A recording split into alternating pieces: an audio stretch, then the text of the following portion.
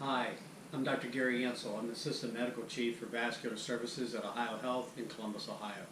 This production is based on my anecdotal experience and is independent of Ohio Health.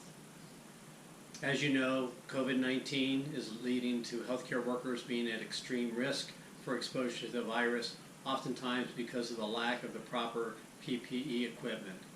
Though we've not felt that brunt in Ohio yet, it has hit Washington and the West Coast as well as New York City dramatically like it did in Europe. Many of the problems are the lack of personal protection devices that we're not having available to us because of the vast need during this crisis.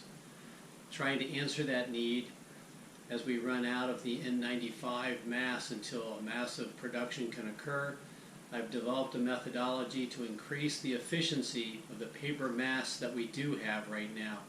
The drawback of paper masks, as you know, this type that you put over your ears and through your nose, is that you'll have gaps around that, and air comes through the least resistance, so all the volume of air will actually come unfiltered. To try to make that not occur, especially during our procedures where there's blood spatter, we developed a methodology to use full-face snorkels, which give you a very water and airtight seal on your face, and to have the air intake behind or above you with a paper mask filtering the potential droplets from the patient.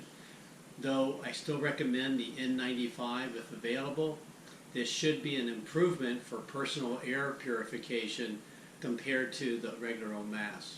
So first we want to make sure our mask is airtight. We'll put that on. Make sure your hair is out from underneath. Cover the exhalation port and inhale. I couldn't hear any air, and as you can see, the mask sucked in, which means I had an airtight response to that. Now I know I've got a really good fit to my mask, airtight, and now I want to make sure that my intake is filtered as much as possible when the N95s are not available. What we've done is utilize the plain paper masks that do filter reasonably well, but not as good as an N95, and utilize them to cover the air intake of the snorkel device. So here's my snorkel. I've pre-cut a piece of material to fit around the intake, which is here. The important aspect of this is to make sure that we seal with tape or some type of substance all the potential air areas that would come around the mask, and so all the edges have to be taped. I've got some pre-cut tape. Again, there's no secret to this. If you wrapped a Christmas present, you can do that. We're going to go ahead and just start working at the top, and then we'll work our way around to the bottom.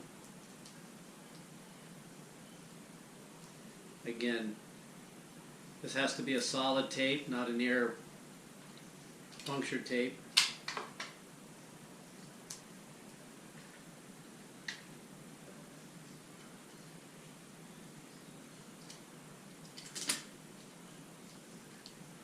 Doesn't take very long.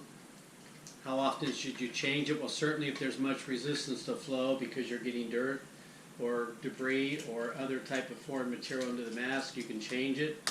Otherwise, we would certainly recognize that we have no data, but we would recommend at least every day. If there's contamination on the mask itself, we certainly want to do that more frequently. But again, these aren't the N95s, which are so valuable and not being able to be obtained right now. So I've got full exclusion of all the edges of the mask. I'm going to go ahead and put my snorkel back on my mask.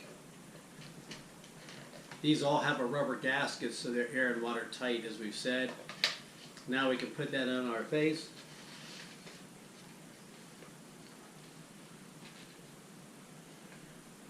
Very little work of breathing. These devices have been improved quite a bit lately, so there's not much work of breathing. If you find too much work of breathing, then you'll just ask to add a little bit extra space between your filter and the mask to give you more surface area to breathe through. The big thing is that you can clean this mask with almost anything because it's durable.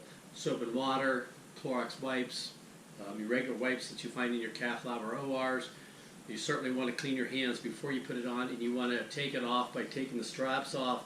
Try to avoid touching the front of the mask. Make sure again that you wash your hands afterwards. You're not really needing to touch here, so try to avoid that because there's no need to really touch it. But this is a non-disposable way to have a long-lasting air purification system that may not be as good as the N95, certainly seals as well as an N95, but this doesn't have the same pore size, but much better than what we have if we're just using paper masks. With that, I hope this helps you stay safe during this COVID season. I don't have any financial disclosures on any of this, so I hope you have a healthy future, and God help us all. Thank you.